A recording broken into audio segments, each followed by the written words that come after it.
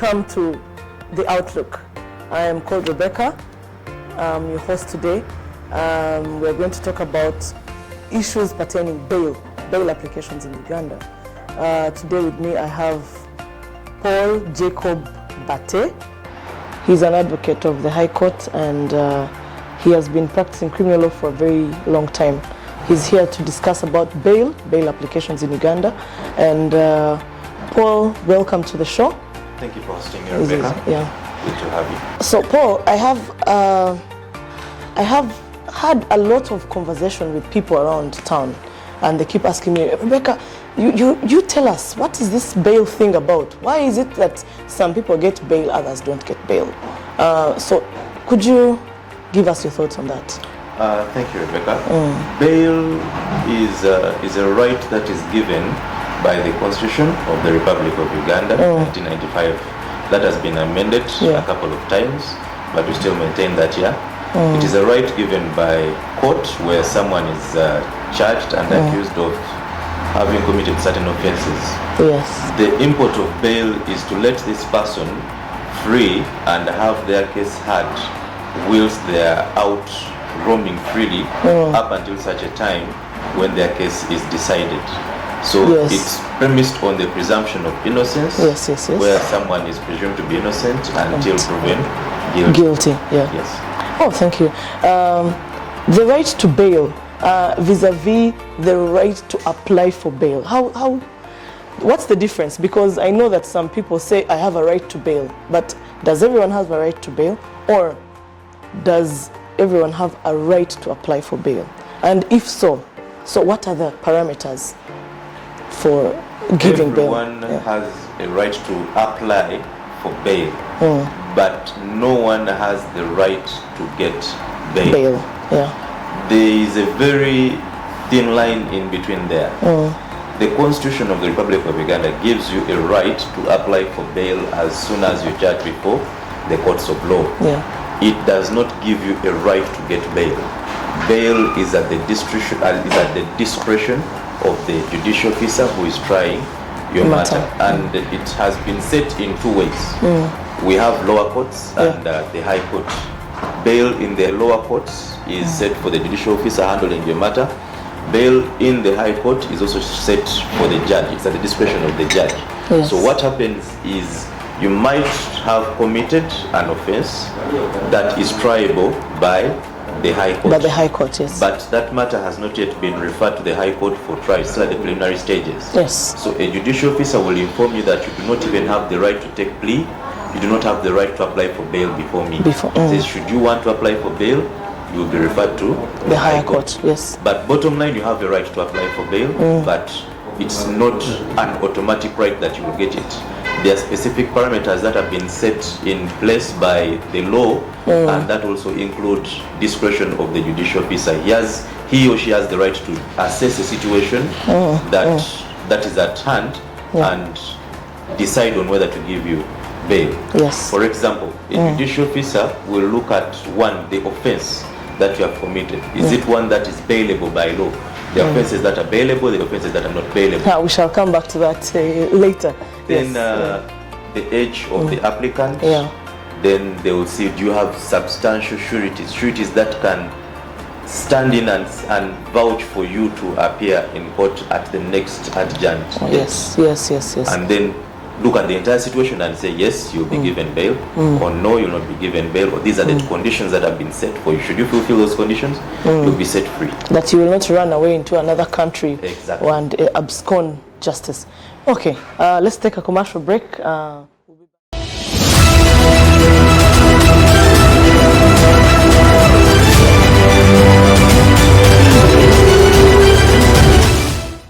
Welcome back, Paul. So before we broke off, you mentioned about bailable, non-bailable offenses. Can you just give us a bit of, expound that a bit? By and large, all offenses should ordinarily be bailable. But the first thing that sets the yardstick is whether the court before which you are, the court of first instance, has the jurisdiction to hear your case. Sure. If the court doesn't have the jurisdiction to hear your case, then you'll be referred to a higher court. To a higher court, yes. That means your offense in that court is not bailable. Secondly, the magnitude of how trivial your case is. For example, if you have been a chain spring murderer, you have 10 people's lives you've taken, yes, bail is going to become a harder issue for you. Yes, yes, of course. But still, you have the right to apply for bail, yes, and court has the discretion to grant you or to deny your bail application. Yes, yes. We've seen a couple of instances where applicants have applied for bail 3-4 times, and at the 5th time, they are granted the bail. Yes. Still, it depends on the discretion of the judge. Yes. Other times, an accused person will be brought before court, takes plea, but the judicial officer will say, "I will not hear a bail application today." Yeah. And still, being that it is at the discretion, one of the reasons could be that the situation under which someone has been brought to court is quite intense. For example, offences that involve politicians. We've seen a couple of them at Uganda Court, Mengo Court, Machinge Court, where they are brought and they are immediately remanded because they have quite a bit of following. You do not want to have to incite violence. And yes. So the judicial officer, in their discretion, remands them first. Let the situation calm down a bit. Yeah. Their bail applications are hard. Our president, His Excellency Yoweri Kaguta Museveni, has actually shared his opinion on these issues once in a while. What's your take on that? The president's statements are usually given in his briefings to the nation, but they are not binding. They are not law.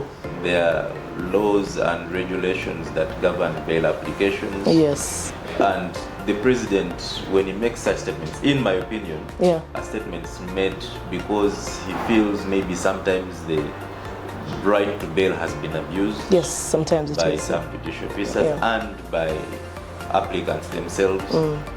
So he feels the touch that the people he's leading feel when they do not understand certain situations. So I would like to believe he comes from an emotional point of view, but his statements are not binding, and he cannot wake up and say, do not give that person bail, these murderers cannot give it. It still remains at the discretion of the judicial officers. Yes, okay.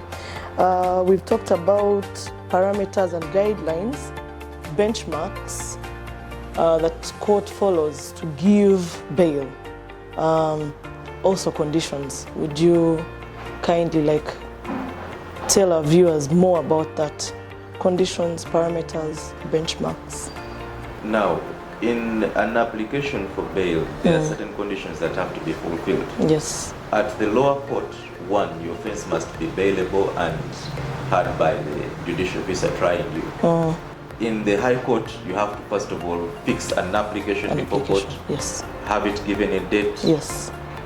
Serve what is called a surety profile, and then have your application heard in open court. Yes. So there's also a surety profile. Yes. Someone must be. There are also conditions for the surety. Yes. Not anyone can be a surety. First of all, for you to be a surety, you must have a close relationship with the applicant. Yes. For example, a relative, a close family friend, a workmate, someone who knows you on a personal level. Secondly, we also usually advise that this is someone in a position that can compel you. Preferably someone who is a little older than you to compel you to come to court. Yeah, someone you can listen to and say, my uncle has said I go, let me go. Yes. Usually those are the parameters. Then of course it must be someone of good repute, someone who is also not facing criminal charges. Oh yes, that's very important. In another court of law. Someone of good moral standing. Yes. Well, Counsel, this is a lot of information. I hope the viewers will pick a lot from this. So there is this issue about security for bail. Yeah, there is cash bail, non-cash bail, bond. What are those things? Because they are confusing. Cash bail, so do I pay you cash and then you let me go? When it's non-cash, okay, so why is my friend being given cash and me I'm not non-cash? Yet we are on the same offense. Isn't it quite confusing for, I mean, us people who want to know about bail and everything? How can we understand it better? Thank you, Rebecca. Now, we'll start at the first level. At police level, where someone is arrested, inquiries are still ongoing, the police file is not yet well compiled. Someone will apply for what is called bond. Bond, yes. And this is done before the OCCID, the officer in charge of the Criminal Investigations Department at that particular police station, who will still have the discretion to let you go, but you also have to provide at least 2 sureties who know that you will come back. And the police always emphasizes that this bond is free. It's for free. That's the first stage. Yes, great. And you're supposed to return every other time that you have been told to return to police. Either up until you're taken to court or up until your file is closed. Secondly is what we call the bail application. Yes. In a bail application, sometimes a bail is cash, other times it is non-cash. Non-cash, yes. Still, that is at the discretion of the judicial officer. Yeah. In a non-cash bail, you will be released on court's own cognizance at its discretion, and you will not be required to pay any money. Similarly, your sureties will not pay any money. But here is the catch. Should you jump bail and you are arrested, you will have to pay that money. That's the equivalent of what was the non-cash. That's why you hear a judicial officer saying you have been released on 1 million shillings non-cash bail. That means you're going to leave court and you're not going to pay any money. Should you jump bail, you will immediately pay that money. The same goes for your sureties. Yes. In a situation where you have been released on a cash bail, for example, the judicial officer would say you're going to pay 5 million cash, your sureties maybe 2 million cash or non-cash. The moment you jump bail, you forfeit that money. Yes. To government. It goes to government. Yes. You will not get that money. Yes. Wow, this is interesting.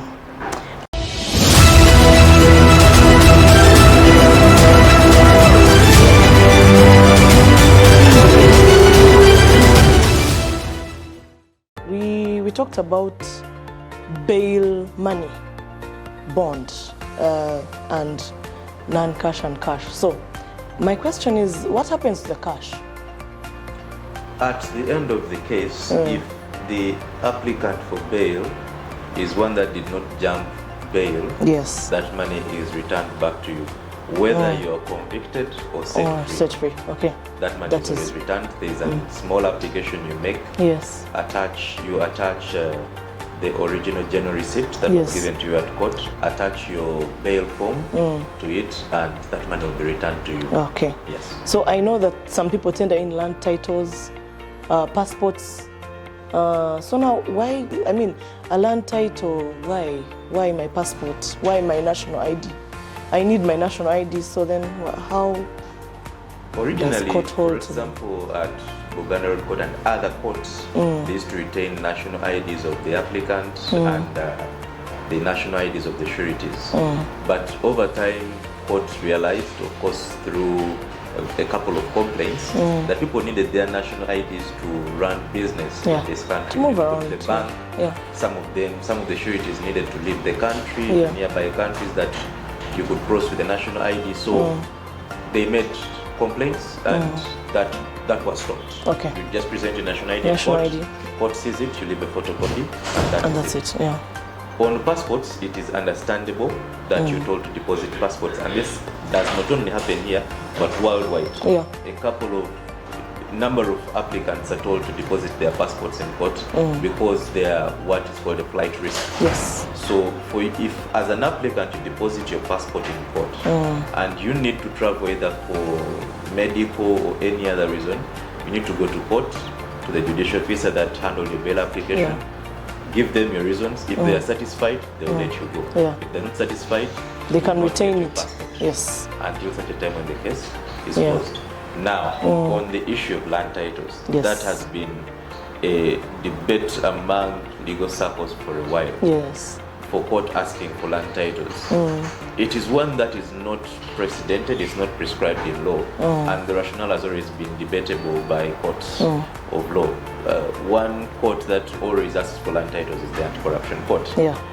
In matters of different magnitudes of money that have been embezzled. So much money, yes.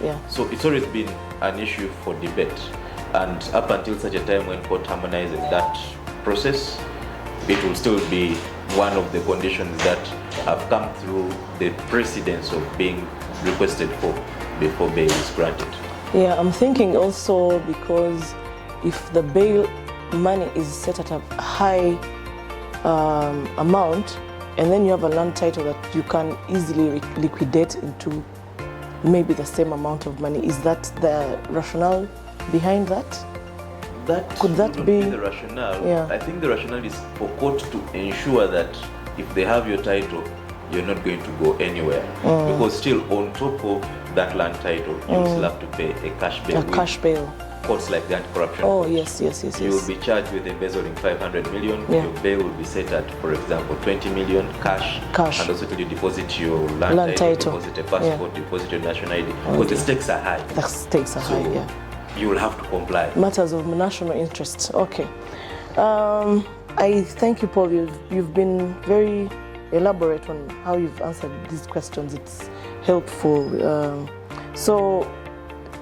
In general, what would your views about bail be? Generally, like as a lawyer who has practiced law and criminal law in this country, what are your views about bail? My views about bail are that everyone should get bail, especially that our constitution, our criminal law practice is premised on the presumption against you're presumed innocent until you're proven guilty or you plead otherwise. Yes. So everyone should get bail. But again, because we are human beings, sometimes you get emotionally involved in a case which is prohibited as for practicing lawyers. But you find yourself emotionally involved in a case that you say, no, this person should not get bail.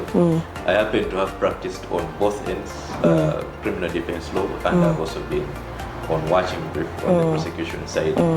And you do realize that when you're on the defense side, you want your client to be released. When you're on the prosecution side, you don't want this person should really not be released. It always creates a conflict, but we leave it for court. Everyone should try their luck and apply for bail. If the conditions are set, in my opinion, this person should be set free.